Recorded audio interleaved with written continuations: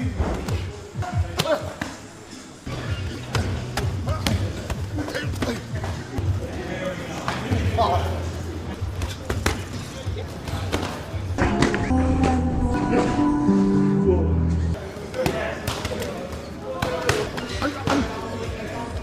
like throwing rockets.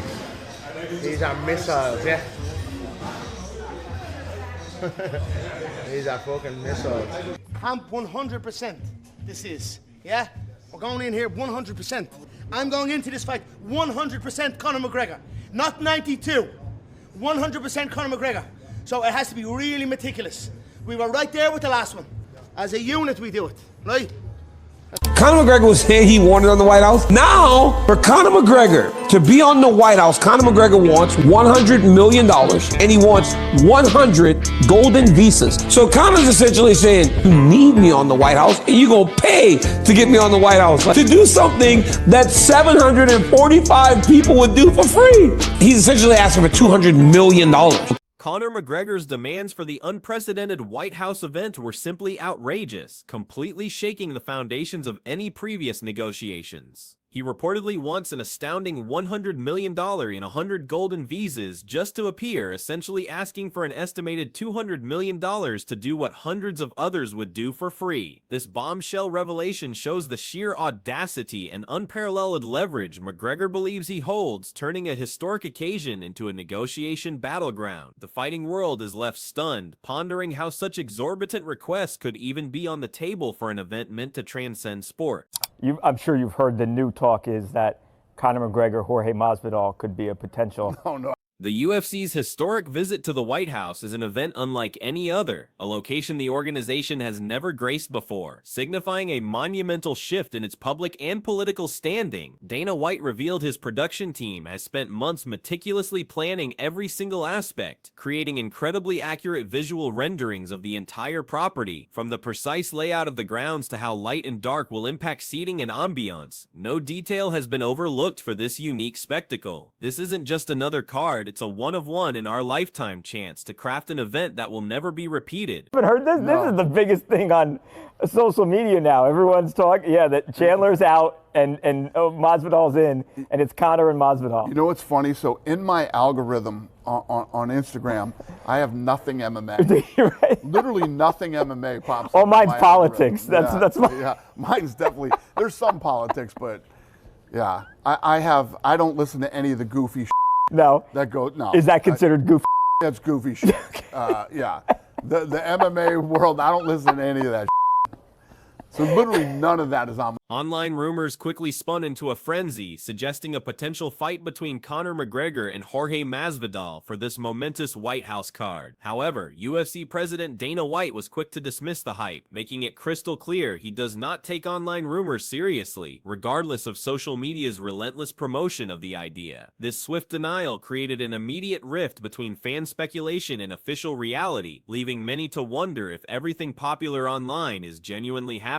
Dana's response implies a calculated strategy behind the scenes, far removed from the digital chatter. If you abandon all the yes men, if you get rid of all the distractions and you get in the gym, it's not unthinkable to think that Conor McGregor could get just somewhere near the form that he had when he made his rise through the UFC. Remember 2016, that performance against Eddie Alvarez, the one-punch knockout over Jose Aldo, right? The rise through the UFC. It was like nothing the sport had ever seen before. And then, of course, combined with the brashness and the trash talk and all the rest of it, and the swagger and the confidence that he had, and the humor and the one-liners, you put it all together, the man became the biggest star that the sport's ever seen. 4 years away, I think it is, or 5 years, whatever it is, it's been a long time, and he broke his leg, but he's back training, he's back in the gym. And I tell you what, right, me and McGregor, we've gone head-to-head. We've talked a bit of shit over the years. But you can't deny the talent the man had. And if he locks in and he's disciplined, you can get almost back to that. Despite Dana White's public dismissal of the Masvidal rumors, Michael Bisping championed the idea, highlighting Masvidal's extensive career and his staunch public support for Donald Trump. Bisping pointed out that Masvidal has been a consistent fixture at rallies and within the Trump circle, naturally making him a perfect fit for an event tied directly to the White House. From Bisping's viewpoint, a McGregor versus Masvidal matchup wouldn't just be a fight, it would be an explosive headline-worthy sensation that perfectly aligns with the political optics. Is it as big as they come? Because we've seen on the internet, you versus McGregor. Dana White stated that he's no longer interested in McGregor versus Chandler. So then all of a sudden this report comes out, and I'm wondering, does it have legs? Does it have traction? Is it a possibility? You never know, right? Shit, give them what they want, not what they expect. I could say some big news. I have some fight news coming soon, and it's very big news. And I can't deny or confirm what you just said, you know? Yeah. You just gotta let the chips fall where they may, but definitely some big news headed towards MMA.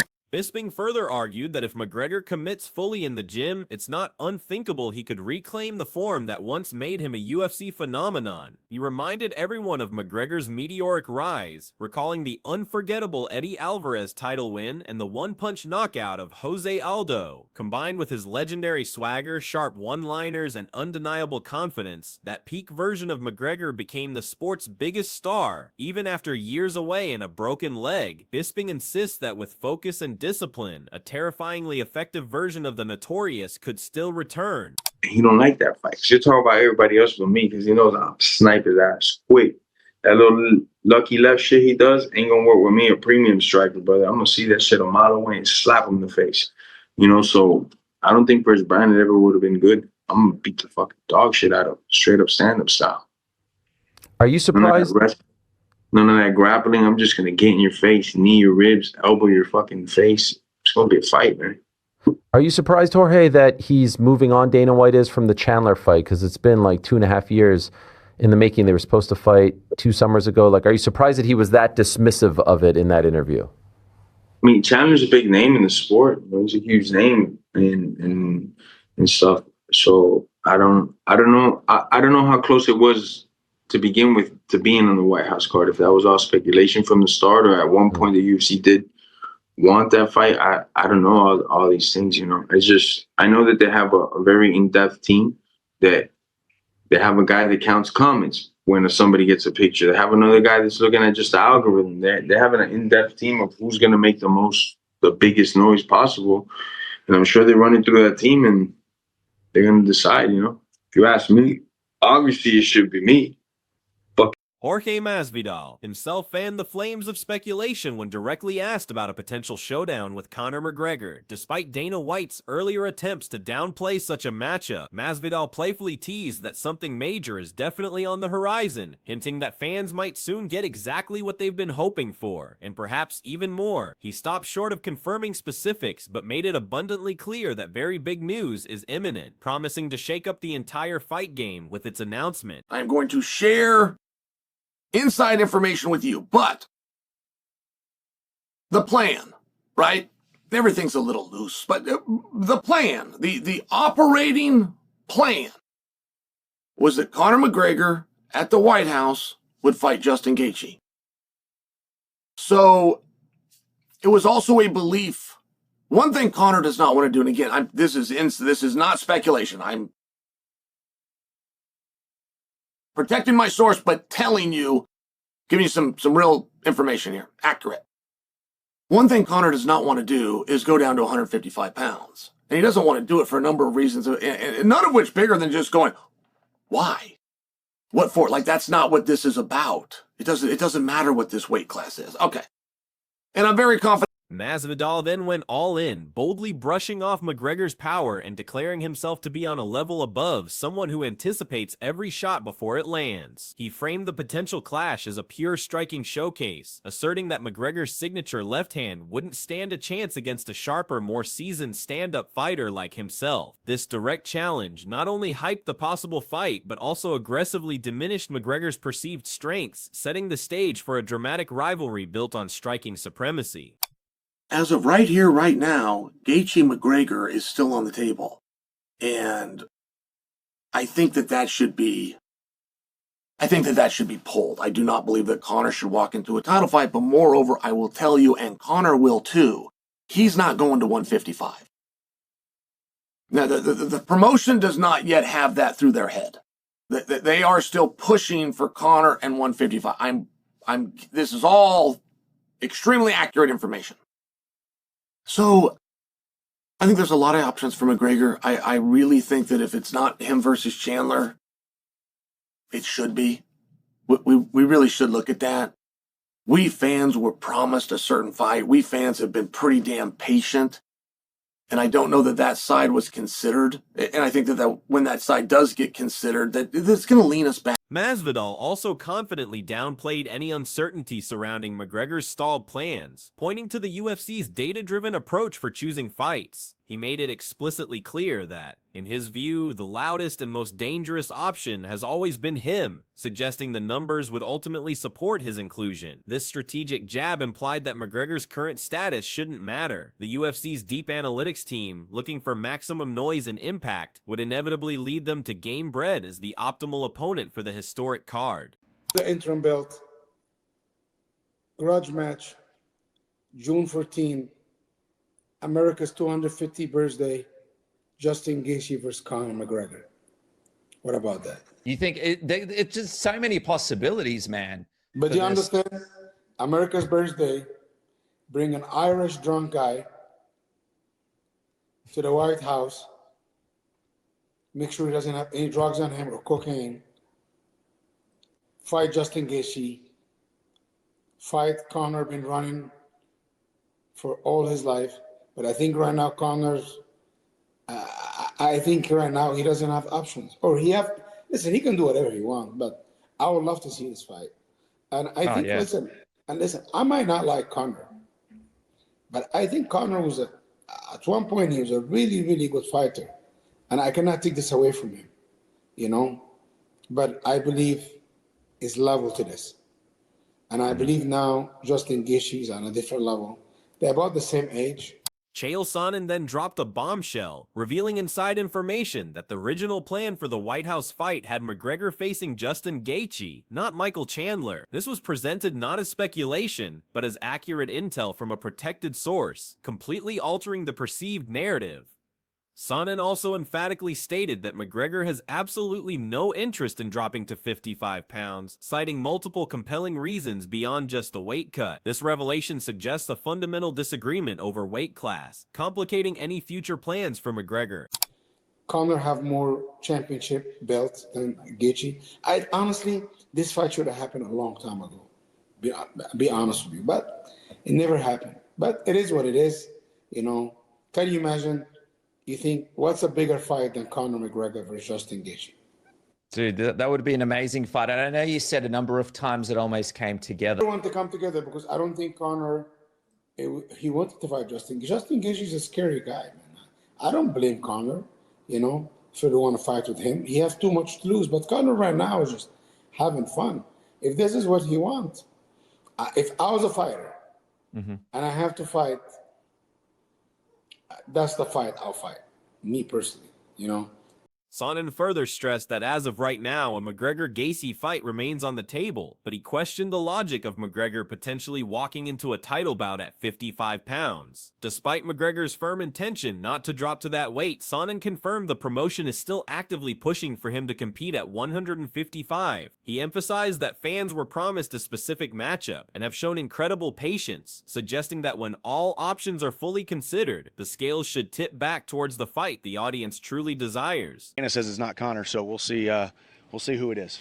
Do you have a preference if it's not Conor? Obviously, I know you want to fight Conor, but I mean, yeah, I mean, obviously that's the fight. That's the fight to me that makes the most sense when it comes to Occam's razor. Like, the most obvious choice should be the choice. The most obvious solution should be the solution. We've already got the build-up. We've already got the backdrop. We've already got the animosity. We've already got the footage. But with that being said, if it's not him, I mean, I think I've kind of gotten into a point too where there's this rejuvenation also where you're like, hey, obviously I've had my sights set on that, and if that's kind of the letdown and that doesn't happen, man, like, I want big fights. I want to get back in there and fight a top guy. I want to get back in there. I don't think my last performance was indicative of my actual skill set and my fire and my passion for the sport, just for some outside circumstances. But man, I don't have a preference, but I want a big fight, you know. So we'll see what happens in March. Max versus Charles. Freaking Armin's out there always talking about people. That's true. But I mean, these are not fights that I necessarily deserve, right? We're in this sport where you're like, hey man, you just lost your last fight. You can't go out there and fight number 2 next. But man, I just hold it like this, and whatever comes my way, comes my way. But hopefully Conor at the White House. Yeah, just don't ask Dana. Yeah. Adding more fuel to the fire, Ali Abdelaziz, Gaethje's manager, weighed in on a potential grudge match between Justin Gaethje and Conor McGregor at the White House. He acknowledged McGregor's past greatness, but insisted that Gaethje is now on a whole different level, despite both fighters being roughly the same age. Abdelaziz jokingly mentioned keeping it clean for the White House setting, but made it clear that if the fight happens, it would be an electrifying clash between 2 elite strikers at the peak of their careers, with everything on the line. Abdelaziz highlighted that while McGregor may hold more championship belts, a fight with Justin Gaethje should have happened long ago, calling it an epic matchup. He described Gaethje as a scary guy, acknowledging why McGregor might have hesitated in the past, given the immense stakes involved. However, Abdelaziz emphasized that if McGregor truly wants the fight, it would be the one to take, an electrifying clash between 2 elite fighters where everything is on the line. The long-awaited confrontation is framed as a must-see event. Amidst all the swirling rumors, Michael Chandler isn't letting Dana White's dismissive comments kill his hopes for a Conor McGregor showdown. Chandler made it abundantly clear that, to him, a fight with McGregor makes the most sense. Adhering to Occam's razor, the most obvious choice should be the solution. He pointed to the already established build-up, the perfect backdrop, existing animosity, and readily available footage as irrefutable reasons why this fight remains the logical preferred option. Chandler, however, isn't resting solely on the McGregor fight. He's also expressed a newfound rejuvenation and a strong desire for big fights if the McGregor bout doesn't materialize. He aims to get back in the octagon against a top guy, believing his last performance wasn't truly indicative of his skill set, fire, or passion. While he has no specific preference, his hunger for a significant challenge is palpable, indicating he's ready for any major contender, White House card or otherwise, to prove his worth. John Anik, on the other hand, isn't convinced by a McGregor versus Chandler matchup, boldly calling it a fight that wouldn't move the needle in the lightweight division. He suggested fans would be far more engaged by seeing Conor face someone like Nate Diaz or another high-profile opponent, emphasizing matchups that carry real consequence and excitement. Anik believes the impact of Chandler versus McGregor would be minimal, and the division needs more meaningful battles to truly ignite interest among the fan base. Anik further stressed that the rumored McGregor-Chandler fight would most likely occur at 70 pounds, further limiting its relevance and impact on the lightweight picture. For him, the real fireworks and memorable battles lie with bigger names and more meaningful contests that actually shape the division. This perspective completely dismisses the narrative built around McGregor vs. Chandler, pushing for fights that resonate deeper with the sport's history and future, not just a one-off spectacle. Meanwhile, Arman Dzarukian threw his hat into the ring with a wild proposition. He's not interested in anyone but the top prize or Conor McGregor. Dzarukian made it unequivocally clear he will not step into the octagon without a title shot, and if it's not McGregor on the other side, then it's a definitive no-go. This bold statement positions him as a high-stakes contender with an absolute focus, challenging the very notion of who McGregor should face next in his grand return. Dzarukian confidently declared himself a nightmare for Conor, insisting the UFC would never make that fight easy because of just how dangerous he truly would be. This self-assured claim adds another layer of intrigue, suggesting that if the UFC did put him against McGregor, it would be a deliberate move to challenge the Notorious in the most difficult way possible. His audacious remarks highlight the intense competition and the strategic power plays occurring behind the scenes as contenders vie for the biggest fights. The sheer volume of opinions, demands, and conflicting reports surrounding Conor McGregor's return and the White House event paints a chaotic yet utterly compelling picture, from McGregor's astronomical financial demands to Dana White's meticulous planning, then the rapid-fire rumors and dismissals, followed by insiders like Sonnen revealing original plans and managers like Abdelaziz pushing for different matchups. It's a maelstrom of strategic moves, public posturing, and genuine ambition, all converging on a single historic night. Beyond the opponent drama, the White House event itself remains a monumental undertaking, a once-in-a-lifetime opportunity for the UFC to cement its place in American cultural history. Dana White's team has painstakingly recreated the property in virtual renderings, mapping out everything from tree placement to sun angles, demonstrating the unprecedented level of detail involved. This isn't merely a fight card, it's a legacy-defining production, meticulously crafted to ensure its place as an unforgettable, unparalleled spectacle, regardless of who ultimately steps into the octagon. The White House event is locked, the preparations are meticulous, and a multitude of elite fighters are circling, each making their case to be the chosen opponent for Conor McGregor's highly anticipated return. The ultimate decision rests on a complex interplay of fan demand, political optics, strategic data, and McGregor's own audacious demands. What is certain is that a monumental showdown awaits, poised to deliver unparalleled drama and write a new chapter in UFC history, leaving us all to wonder who truly will face the Notorious One on the world's most powerful ground.